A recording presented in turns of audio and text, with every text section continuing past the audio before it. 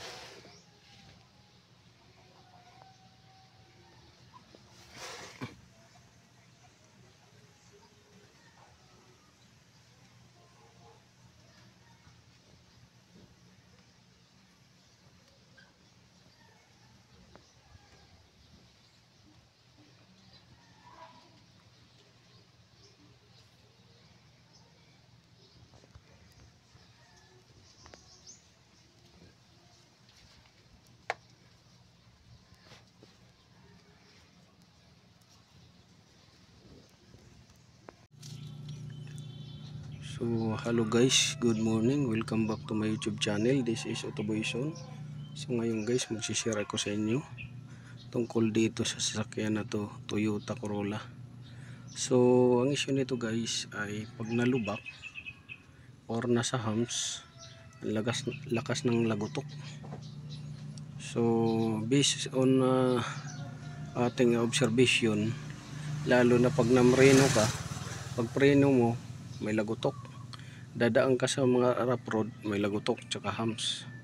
Tuwing accelerate mo, may lagutok. So papakita ko sa inyo yung dahilan ng lagutok. So dito wala na dito nga makita tayo nga abnormal dahil napalitan na nila yan ng bago. So dito lang tayo, papakita ko sa inyo. So itong lower arm, so bago na yung lower arm ball joint niya. Ito yung nakita natin. Ayan. So wala na talaga. So pagka namreno ka, nasa humps, nasa rough road, malakas yung lagutok nito. Ito. So ito yung nakita natin na sanhi ng lagutok o dahilan ng lagutok. Ayan o, wasak. So yan o, halos lumuwa na siya. So ganyan kalala yung ano niya, bushing. Ayan, nawasak na. So dito naman sa isa, sa small bushing, okay naman siya, intact, walang problema, walang na-deform. Yan, okay siya. Dito lang, ito malakas yung lagutok nito, lalo na kung nasa humps, nasa rough road, pag nagpreno kayo at pag accelerate, malakas yung lagutok niya. So titingnan natin dito, bago na yung lower arm ball joint. Ayan, bago rin dito. Yung link din niya bago, tinanggal ko lang. So walang dahilan dyan na maglagutok. Tsaka yung bar bushing, makapal pa yung ano niya, tsaka walang crack. So dito wala namang ano tayo dito, mahigpit naman siya. At kung ikutin natin to, yung CB, wala rin namang ano abnormal. So yan yung ano may share natin sa inyo guys, lagutok tuwing accelerate, pag nagpreno at saka rough road, humps. So yan yung dahilan.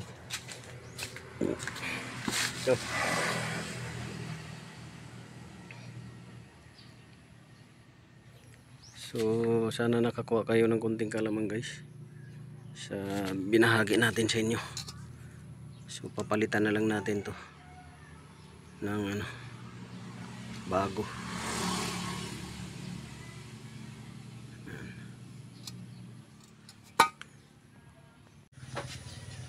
So, hello sir, good morning. So, update sir sa sasakyan po ninyo na ginawa natin, suspension, tsaka linkage. So, dito tayo. So, tapos na po sir yung mga in-order na parts na ikabit. Tapos na. Buksan lang muna natin yung likod.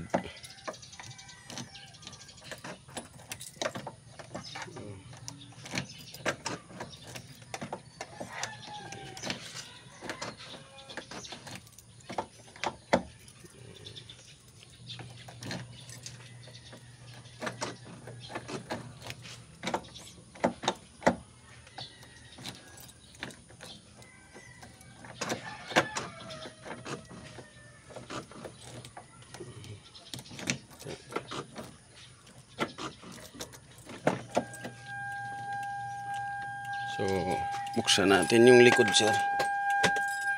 Nandito kasi yung mga parts na in-order. Yung kinabit.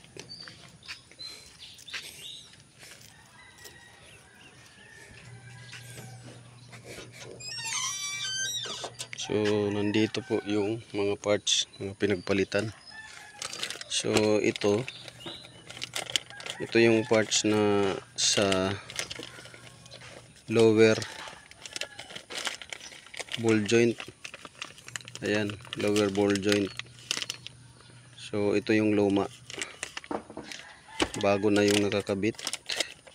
So, dalawa to, isa.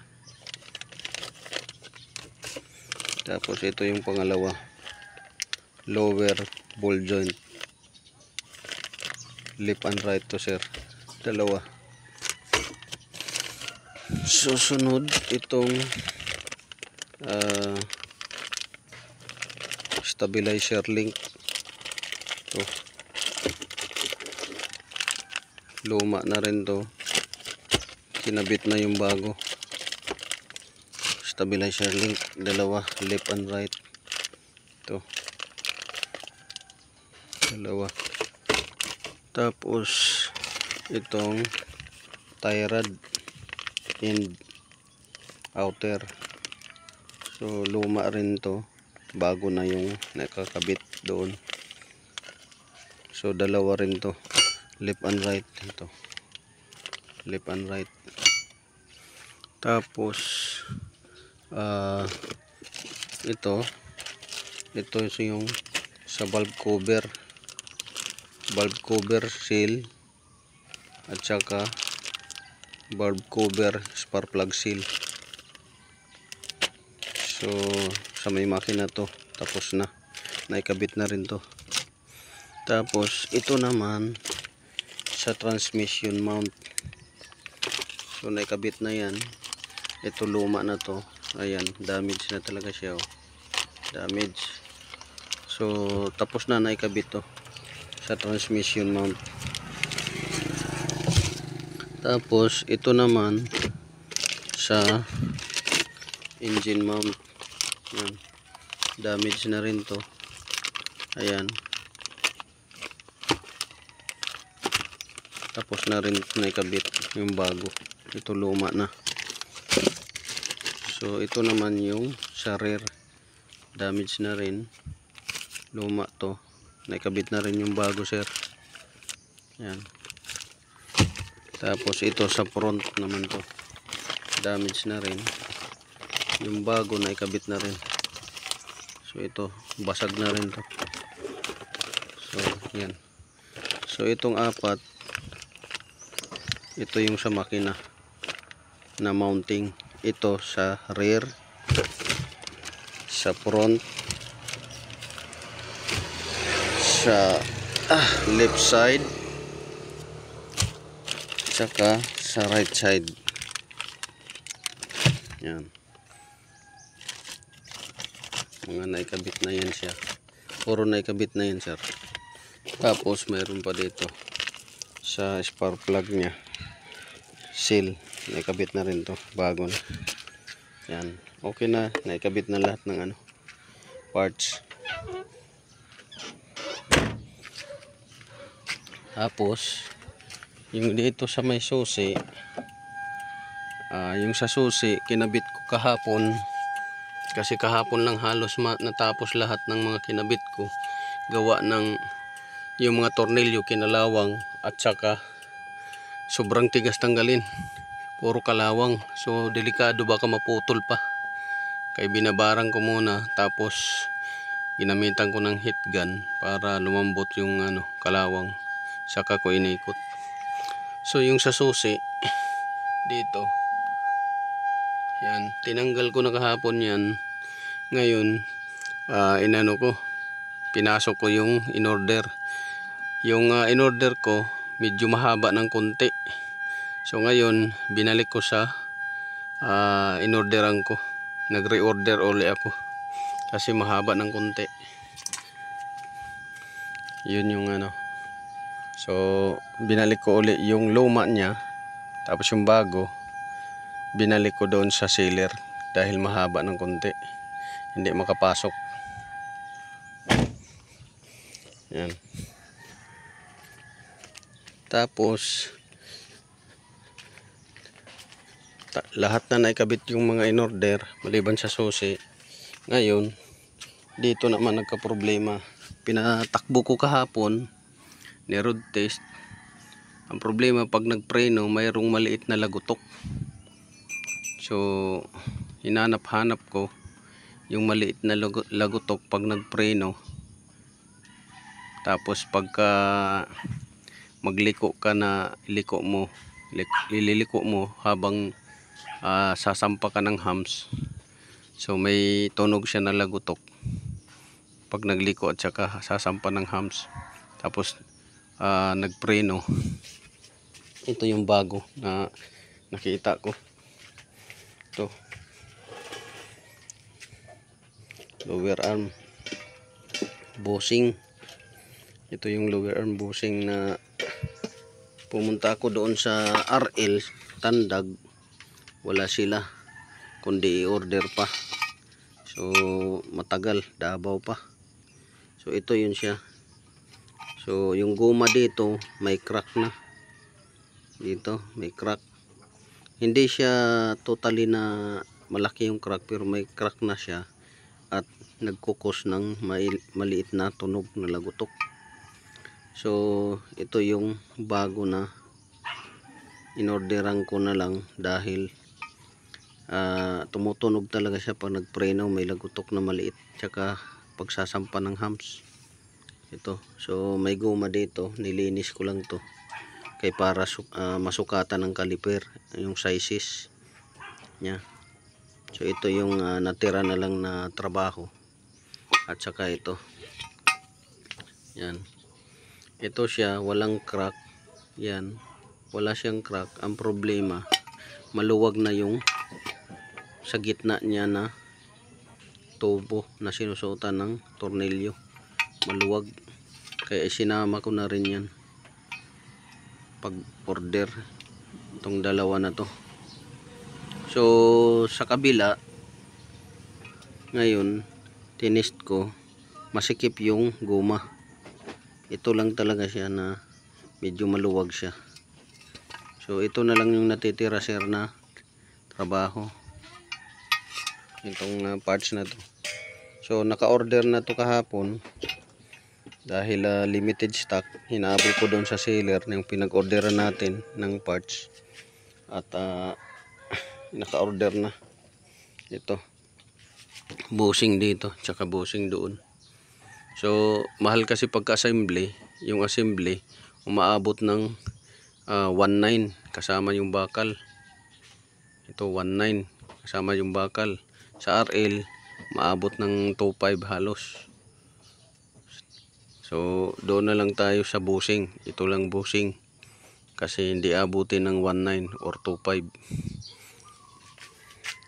So yan yung sir yung update.